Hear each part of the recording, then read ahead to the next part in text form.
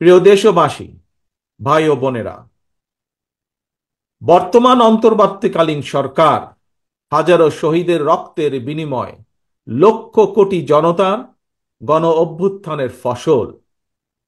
এই সরকারের কোনো কোনো কার্যক্রম সকলের কাছে হয়তো সাফল্য হিসাবে বিবেচিত নাও হতে পারে, কিন্তু এটি আমাদের প্রত্যেককে মনে রাখতে হবে, এই সরকারের ব্যর্থতা আমাদের সকলের ব্যর্থতা, বাংলাদেশের পক্ষের গণতান্ত্রিকামী জনগণের ব্যর্থতা। সুতরাং এই অন্তর্বর্তীকালীন সরকারকে কোনোভাবেই ব্যর্থ হতে দেওয়া যাবে না।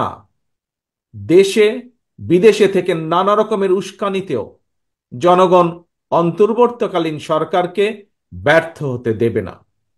তবে অন্তর্বর্তীকালীন সরকার যাতে নিজেরাই নিজেদের ব্যর্থতার কারণ না হয়ে দাঁড়ায়, সে ব্যাপারে তাদেরকেও সতর্ক থাকতে হবে।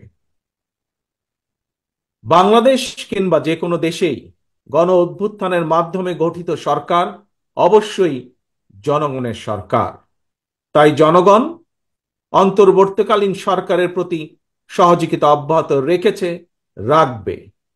তবে কোনো এক পর্যায়ে অন্তর্বর্তীকালীন সরকারের জবাবদিহিতাও কিন্তু নির্বাচিত সংসদের মাধ্যমেই নিশ্চিত করা হয়।